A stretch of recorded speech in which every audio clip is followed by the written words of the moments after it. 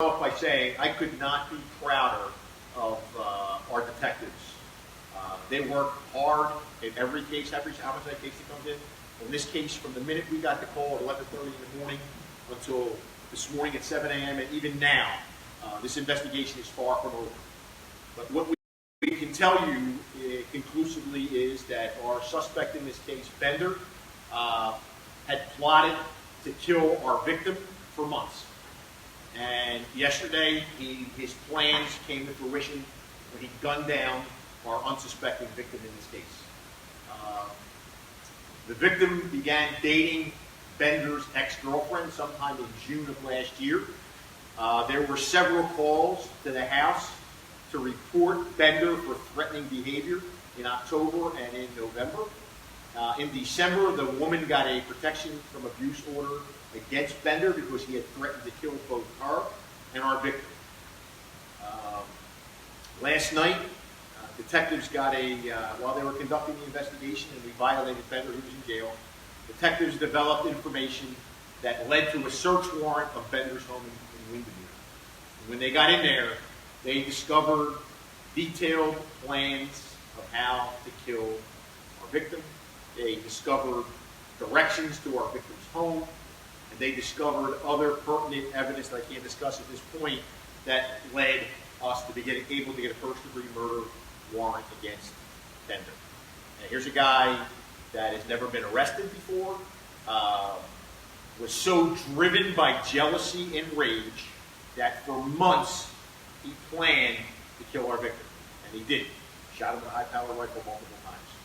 And more details will emerge because we're far from done in this investigation.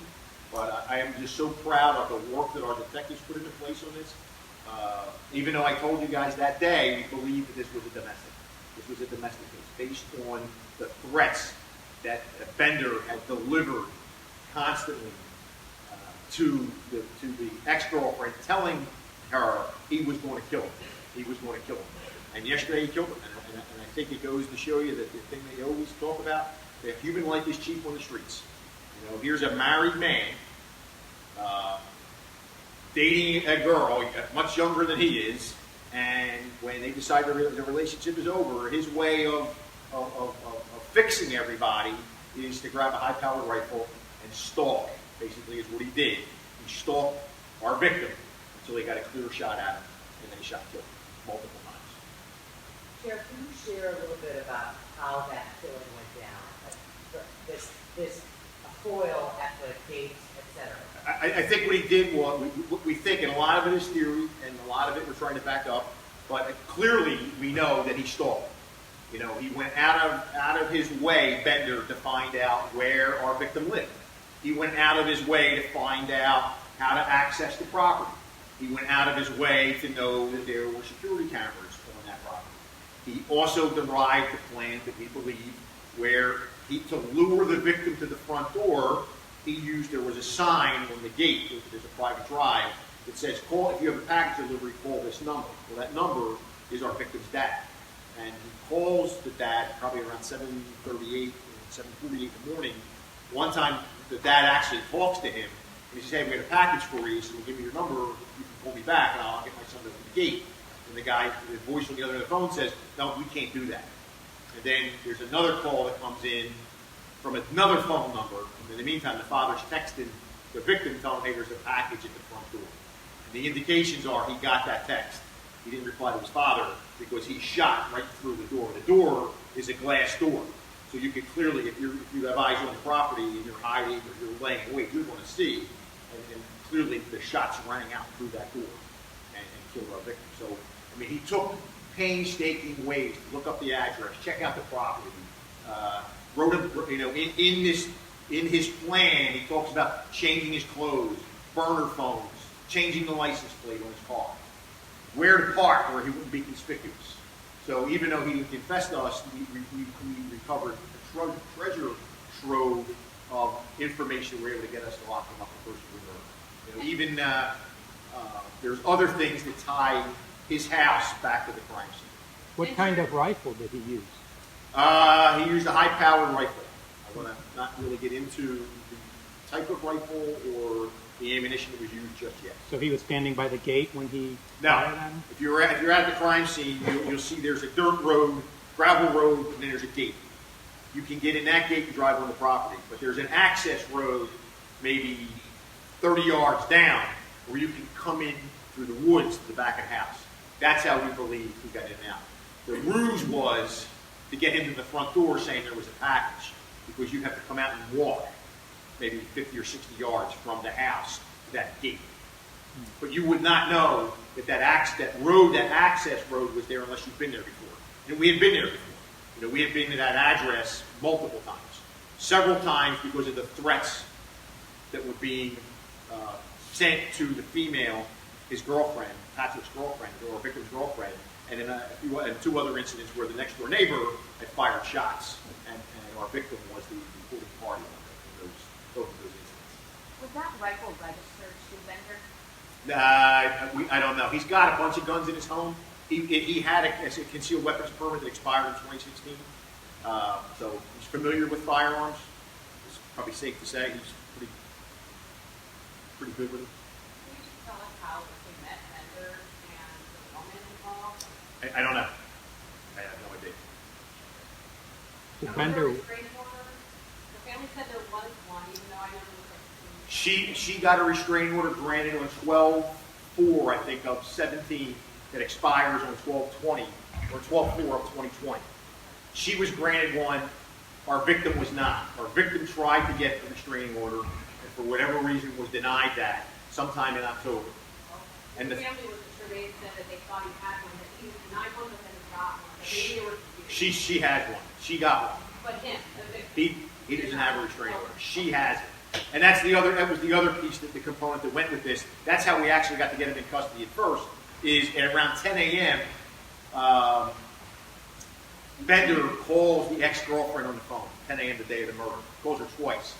She saved a screenshot because when he called, his number came up. And she automatically thought, something's not right here.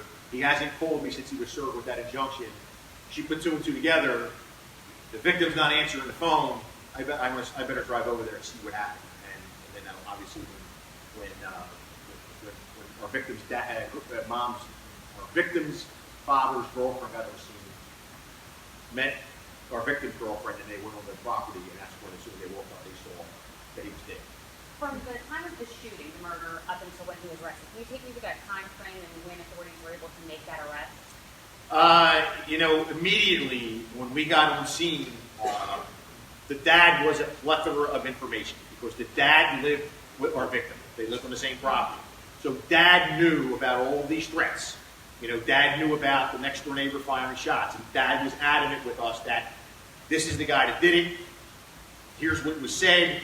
The girlfriend had saved his threatening voice messages and text messages that she provided to the detectives. So it was a matter then of, okay, this is going to be our guy, because this just isn't a random burglary. I mean, there was too much that went on to this. So detectives doing interviews, processing the crime scene, another group of detectives who went down and did surveillance on his house and watched him. He was arrested at his house? Yeah. And then with the help of I would be remiss if I did not say the Orange County Sheriff's Office, their detectives were phenomenal with us.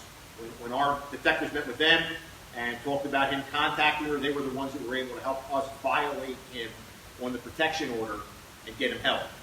And then when he was held, we got a phone call, and based on that phone call, we got enough information that led us into the house. And when detectives got into the house, is where they discovered items that laid out what was going to happen.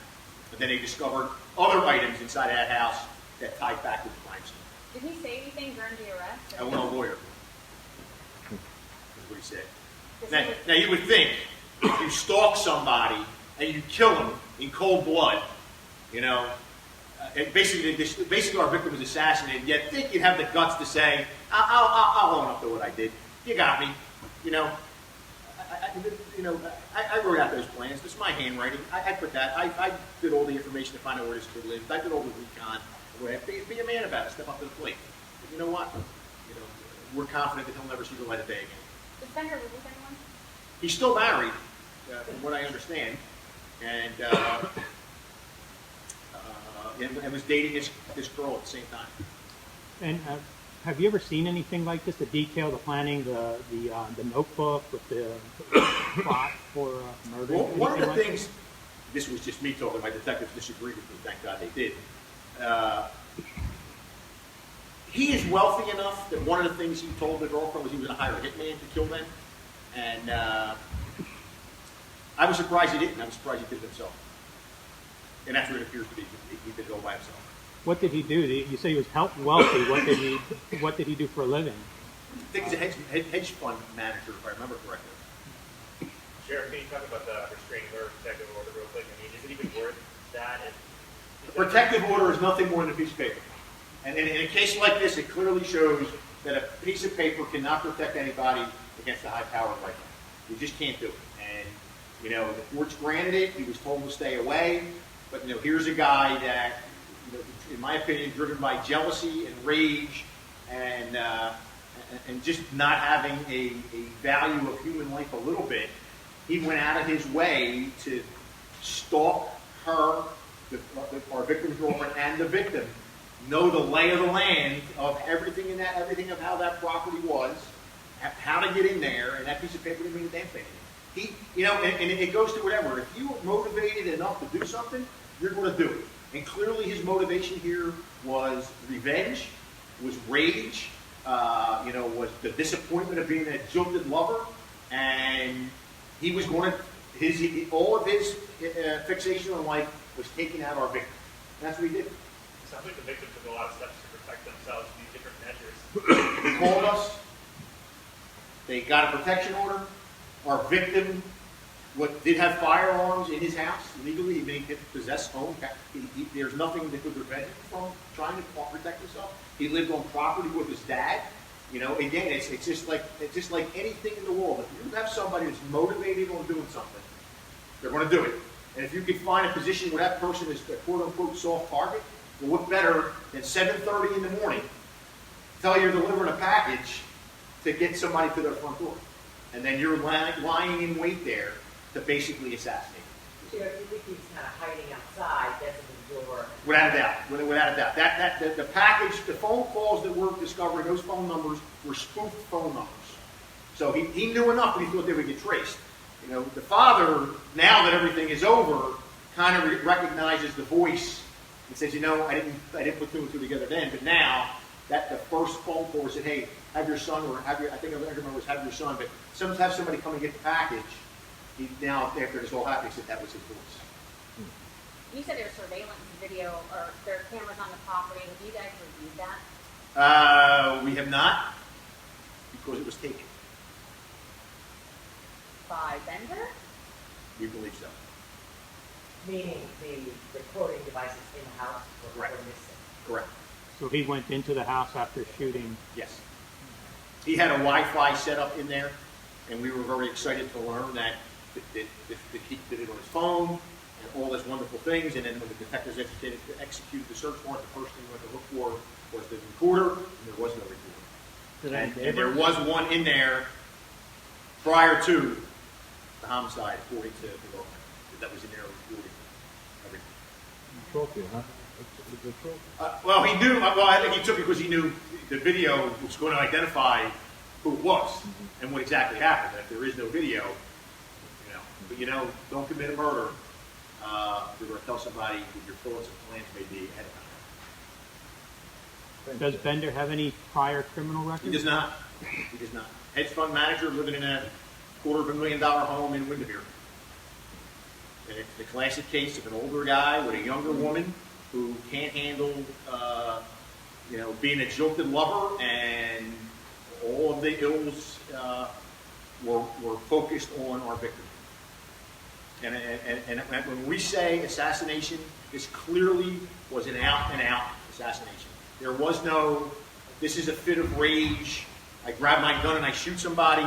This was months and months and months in the planning. This was, thinking ahead enough to, worry about where to park my car, using spoof phone numbers, changing the license plate on my car. There was a lot of planning that went in. to make sure that this kid was basically slaughtered. I don't think he knew what hit him, which for his sake, may be a good thing. How many times was he shot? Multiple times. Any I would of them? say 3 or 4 times. Once he went to the house, did he maybe shoot him again or anything like that? That's something that we were waiting for physical evidence to dictate that. There's a theory out there that he laid in the woods. It's only a theory. There's a theory that he laid in the woods with a scoped rifle, and when he got the picture sight in the doorway, he opened fire on him. And then when he got up, he wasn't quite dead yet, and then he shot him again. That's just a theory. We can't prove that yet. That's just when the detectives sit around and talk, trying to figure out exactly how this happened, because you're not going to really know because he's not telling you, and the video's gone to show us.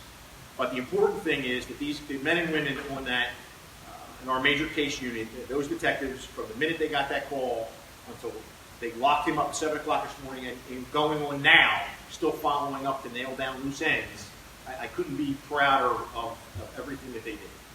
They just jumped on it. I mean, everybody was involved. And we do it on every homicide. And some, it doesn't come together. I feel bad for the victims where you throw hours and hours and hours of resources and you don't get anything. And in this case, like I said, we knew we were going, and then we got a phone call came in, and it just moved everything up exponentially.